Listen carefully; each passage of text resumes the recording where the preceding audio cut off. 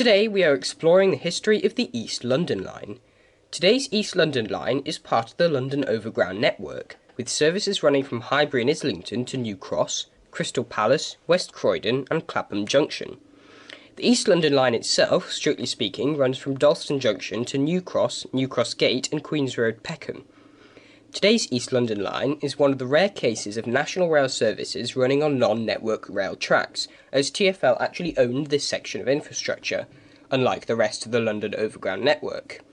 This is because, prior to the creation of the London Overground between 2007 and 2010, it was run as part of the London Underground network. And now, some history. The East London Railway first opened in 1869 using the Thames Tunnel, which had previously been used for horses and carriages, having been the first tunnel ever built under a navigable river. By 1884, the line ran from Shoreditch to New Cross Gate and Old Kent Road, with connections to other railway lines at Shoreditch, which connected to London Liverpool Street, Whitechapel via the St Mary's Curve, which allowed Metropolitan District Railway services to run between Hammersmith and the southern half of the line, and at New Cross Gate and Old Kent Road. Rail services on the line were initially provided by a wide range of different companies, with services to many destinations, including Brighton. Metropolitan District Railway services stopped using St Mary's Curve in 1905 after the Metropolitan District Railway was electrified. In 1911, the connection to Old Kent Road fell out of use.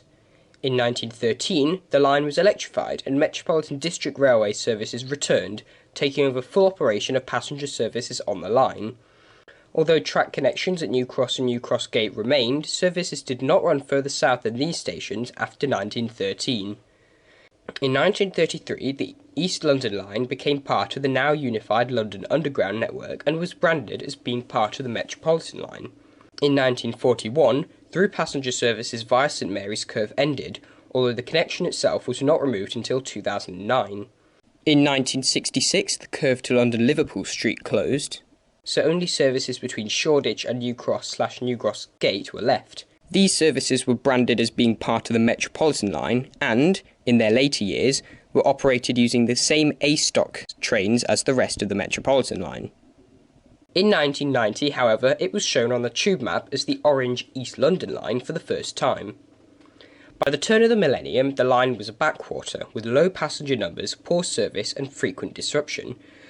Along with the North and West London lines, which perhaps I'll do a video about another day, and the Goblin and Watford DC line, all of which were operated by Silverlink, it was earmarked for conversion to London Overground by TfL.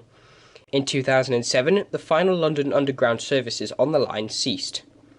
As part of the new network, the East London Line was to be extended northwards over what was originally part of the North London Line, namely the City branch to Broad Street, which had opened in 1865 and had closed in 1986.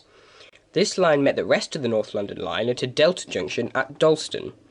The new East London Line extension left the historic East London Railway after Whitechapel and joined onto the former North London Line City branch just south of the North London Line's original Shoreditch station, which was not reopened.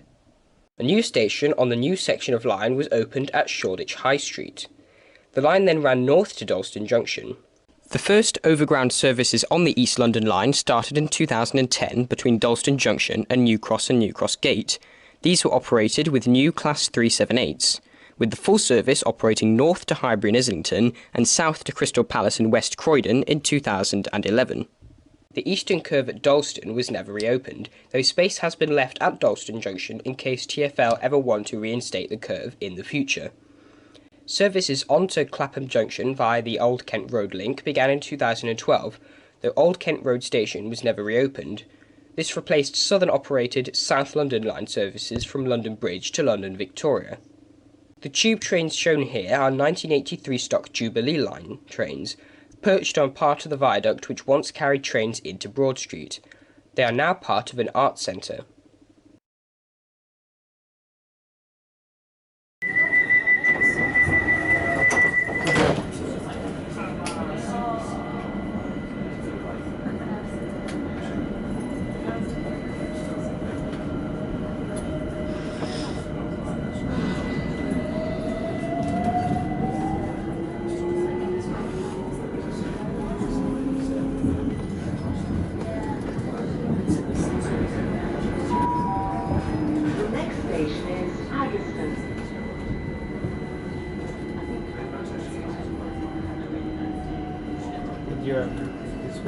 Linda, and Carol, quiet. No, because they were not there Wednesday. Tell me when you're ready. And record on.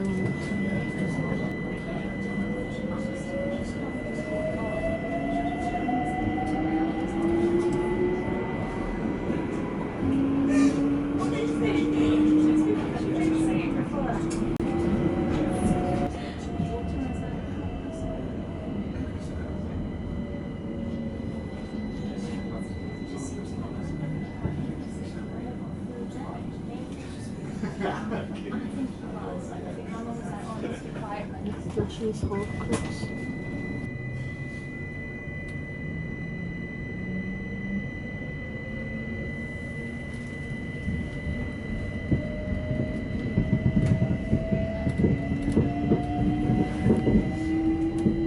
Now look, because this is where we're going to see the bit of viaduct with the tube trains on it.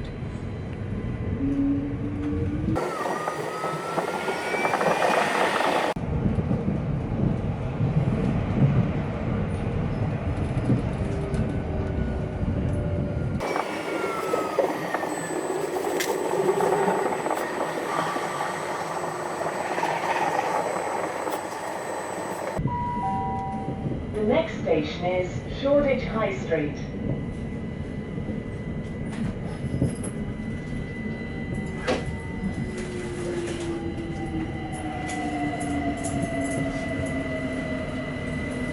Okay. What are we getting off?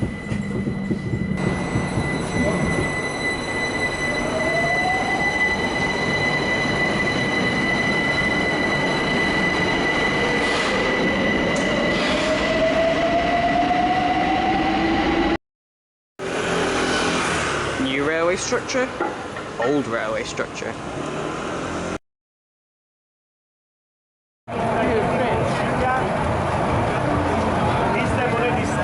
And just round the corner from Brick Lane, I think we found. I think this is it. The original. Well, actually, the second Shoreditch station.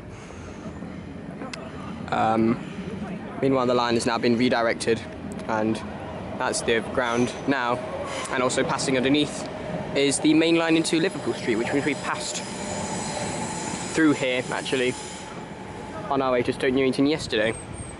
And that's the new Overground line and bridge which carries the line over. So this is Shoreditch Station, not much of it left, just kind of, I think it was sunken into the ground actually in a cutting, and now it's all just been covered up.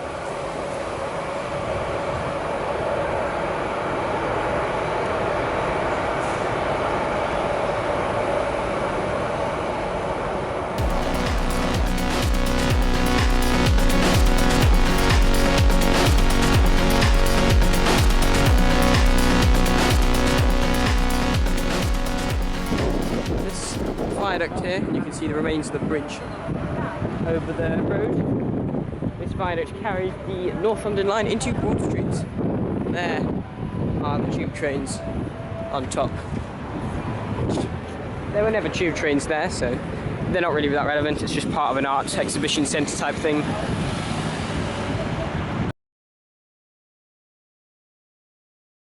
Oh yeah, we're going to London.